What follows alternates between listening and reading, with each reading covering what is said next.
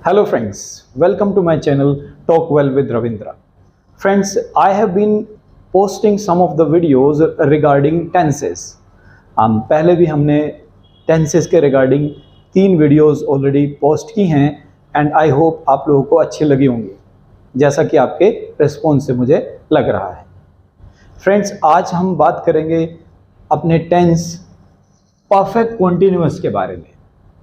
Perfect continuous present में, past में और फ्यूचर में, तीनों में ही हम बात करेंगे और उनके 4 तरह के जो सेंटेंसेस हैं, स्ट्रक्चर्स हैं, उनको मैंने ऑलरेडी फॉर्मूला की फॉर्म में लिख दिया है। एक एक करके इन पे हम बात करने वाले हैं।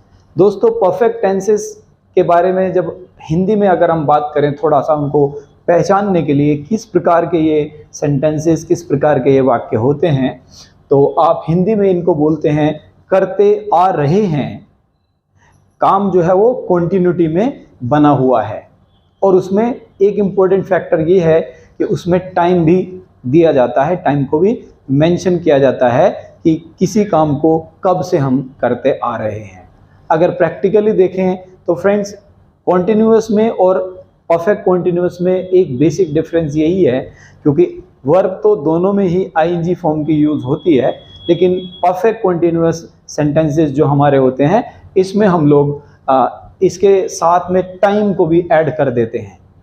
आइए सबसे पहले टाइम को कैसे ऐड किया जाए इन परफेक्ट कॉन्टिन्यूअस सेंटेंसेस के अंदर, वो देख लेते हैं। दोस्तों, मैंने लिखा हुआ यहाँ पे सेपरेटली टाइम के, जो टाइम बताने के लिए मुख्यतः 2 वर्ड यूज़ होते हैं इसमें, और वो वर्ड हैं सिंस और फॉर। और इनको कैसे यूज़ करना है वो भी थोड़ा सा समझ लेते हैं। सिंस यूज़ होता है नेम ऑफ टाइम यूनिट्स के पहले।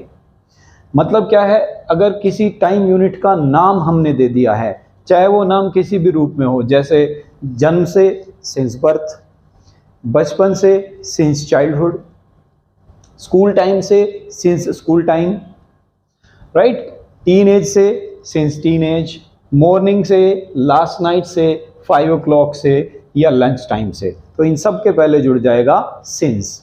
दोस्तों, अगर टाइम यूनिट्स की काउंटिंग दी हो या वो टाइम यूनिट्स इस तरह से पेश की हुई हो कि वो काउंटेबल फॉर्म में लगें, तो उनको हम लोग फॉर उनके साथ ऐड करते हैं। एग्जाम्पल देखते हैं दोस्तों, जैसे for 1 day, 2 weeks, some weeks, many years, 2 centuries, some decades, decades यानी कि 10 साल का एक जो समय होता है, समय अवधि, दशक जिसे हम बोलते हैं, तो some decades या फिर 1 century। तो फ्रेंड्स, अगर इस तरह से आप अपने वर्ड को अपने इस परफेक्ट कॉन्टिन्यूअस जो हमारा टेंस है, इसको आप तीनों में देखेंगे, प्रेजेंट, पास्ट और फ्यूचर, तो आपको तीनों में ही इस तरह से अपना ये यूज़ करना होता है। Let's now first of all talk to present perfect continuous tenses, और इसमें हमने लिया हुआ है इंटरोगेटिव। तो इंटरोगेटिव में हमारा फॉर्मूला रहेगा क्वेश्चन की फॉर्म में हैज़ और हैव, यानी हैव और हैज़ अकॉर्डिंग टू सब्जेक्ट। हमने परफेक्ट टेंसेस में भी देखा था हैव और हैज़, और आप सभी जानते हैं किस सब्जेक्ट के साथ हैव और किसके लिए हैज़।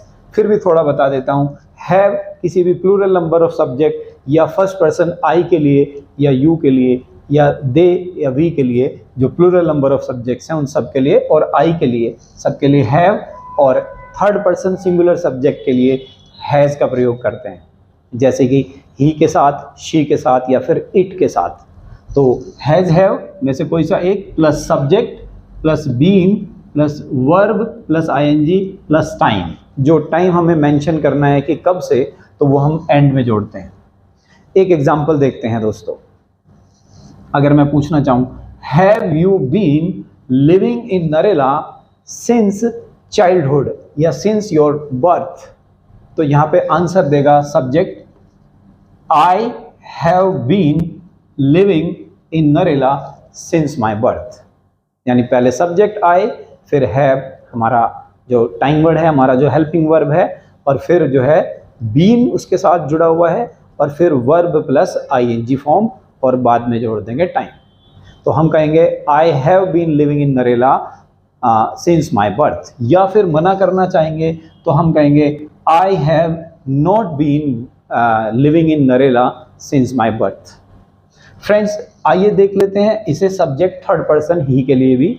अगर हम पूछें क्या वो 2020 से अपना एक बिजनेस चलाता आ रहा है, तो हम बोलेंगे has he been running a business since 2020।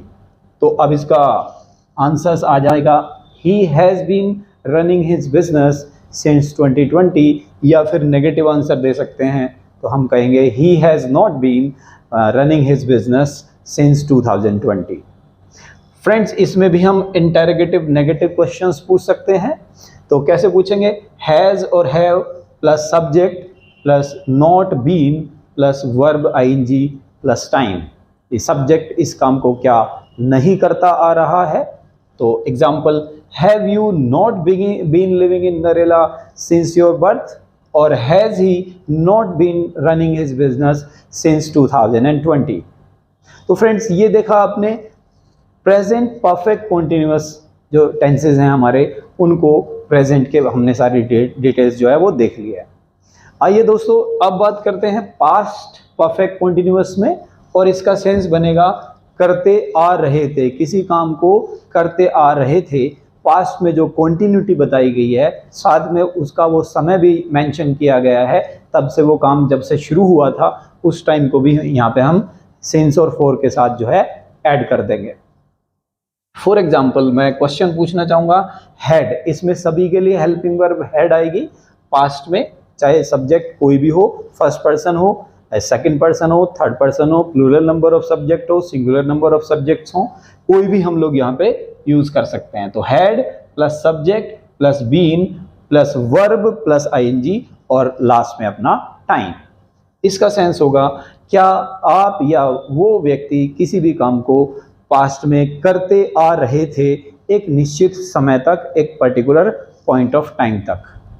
जैसे फॉर एग्जांपल इसको हम थोड़ा और समझेंगे डिटेल में कि अगर मान लो कोई व्यक्ति अभी जो है कहीं पे दिल्ली में वो रह रहा है, राइट, लेकिन अगर उससे पूछा जाए कि दिल्ली में जब वो आया उसमें आने से पहले वो जो है क्या वो कहीं और रहता आ रहा था। जैसे मैं आपसे पूछूं क्या आप नरेला में रहते आ रहे थे इतने सालों से या इतने समय से, अपने यहाँ आने से पहले, नरेला में आने से पहले, राइट। तो हम पूछेंगे had you been living at your village, had you been living at your village since 2001 before you came in Narela, before you came in Delhi।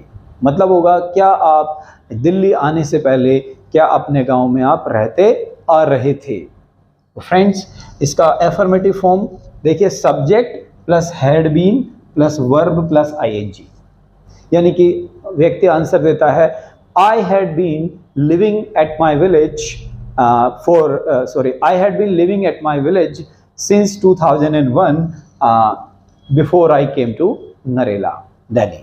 जब मैं नरेला दिल्ली आया उससे पहले मैं 2001 से और अब तक के बीच में जो है अपने गांव में रहता आ रहा था। नेगेटिव फॉर्म में देखें, नहीं रहता आ रहा था, मैं इस काम को नहीं करता आ रहा था। I had not been living in Narela, I had not been living in my village since 2001 before I came to Narela। यानी जब मैं नरेला आया उससे पहले मैं 2001 से अपने गांव में नहीं रहता आ रहा था। दोस्तों इसका नेगेटिव इंटरोगेटिव नेगेटिव क्वेश्चन लेते हैं, had you not been living in your village since 2001 before you came to Narela. तो मैं नरेला में आने से पहले जो है अपने गांव में 2001 से नहीं रहता आ रहा था। फ्रेंड्स ये हो गया है पास्ट। बस पास्ट में आपको ज़्यादा इम्पोर्टेंट चीज़ क्या है देखना, यह है कि कोई काम शायद चलता आ रहा था और संभावित है कि अब वो नहीं हो रहा है, उसके होने की जो शुरुआत थी वहाँ से बात शुरू करेंगे और उसे अपना जब हमने उसे फिनिश किया वहाँ तक लेके आएंगे। तो उसमें पास्ट में काम जो है वो चलता आ रहा था, प्रोबेबली अब वो काम नहीं हो रहा है। तो फ्रेंड्स आपने देखा ये था पास्ट परफेक्ट कंटिन्यूअस। आइए अब हम बात करते हैं फ्यूचर परफेक्ट कंटिन्यूअस के बारे में। इसमें हिंदी के जो सेंटेंसेस हमारे होंगे उसमें हम हमारी जो एक तरह से पहचान होगी वो होगी किसी काम को करते आ रहे होंगे। एग्जाम्पल के तौर पे सबसे पहले एक मतलब फॉर्मूला देख लेते हैं दोस्तों, इंटरोगेटिव यानी कि क्वेश्चन फॉर्म के हमारे क्या फॉर्मूला है, विल प्लस विल और shall plus subject plus have plus been plus verb plus ING और बाद में हम जोड़ देंगे टाइम, जितने भी समय से काम के होते रहने की संभावना फ्यूचर में बनेगी। दोस्तों एक एग्जांपल मैं लेने चाहूँगा और इसको स्पष्ट करना चाहूँगा, will you have been, will और शैल में से कोई सा भी एक ले लिया हमने, विल और शैल, तो will you have been running a business for 2 years in 2026, क्या आप 2026 में 2 सालों से एक बिजनेस करते आ रहे होंगे, ये होगा इसका क्वेश्चन का फॉर्म। तो दोस्तों एफर्मेटिव सेंटेंसेस में subject will shall have been verb plus ING plus time, और जिसमें हम इसमें आप जोड़ रहे हैं, आप जानते ही हैं हमने डाला है, जो टाइम डाला है वो है फॉर 2 years। तो आंसर होगा आई विल और I shall have been doing a business for 2 years in 2026, कि मैं 2 सालों से अपना बिजनेस करते आ रहा हूँगा 2026 में, यानी कि 2026 में मुझे अपना बिजनेस करते हुए 2 साल हो जाएंगे। फ्रेंड्स इसका नेगेटिव फॉर्म भी देख लेंगे, सब्जेक्ट विल और shall not have been verb plus ING plus time, यानी मैं आंसर देता हूँ, अगर किसी ने मुझसे पूछा will you have been doing a business, तो मैं कहूँगा I will have been doing या I will not have been doing business for 2 years in 2026. Let's now friends take the interrogative negative form of this question. तो will और shall you not have been running a business for 2 years, क्या आप 2 साल से अपना business चलाते हुए नहीं आ रहे होंगे in 2026।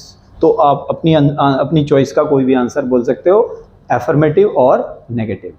Friends I hope that ये आपको अच्छे से क्लियर हो गया होगा। परफेक्ट टेंसेस जो है, perfect continuous tenses, sorry for that, तो परफेक्ट कॉन्टिन्यूअस टेंसेस में हमने 4 तरह के एग्जाम्पल लिए हैं।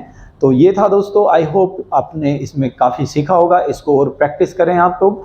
और उससे पहले मैं बोलना चाहूँगा कि इससे पहले जो अपने 3 और टेंसेस हैं, जैसे परफेक्ट टेंसेस हैं, फिर अपने इंडेफिनिट टेंसेस हैं, और फिर जो है उससे पहले कॉन्टिन्यूअस टेंसेस हैं, इन तीनों का वीडियो भी मैंने, इन तीनों के वीडियोस भी अपने चैनल पे जो है बना रखे हैं, डाले हुए हैं। तो आप डिस्क्रिप्शन में आपको जो लिंक मिल जाएगा और उनको आप क्लिक करके उन टेंसेस को भी देख सकते हैं अगर आपने वो नहीं देखे हैं। Thank you.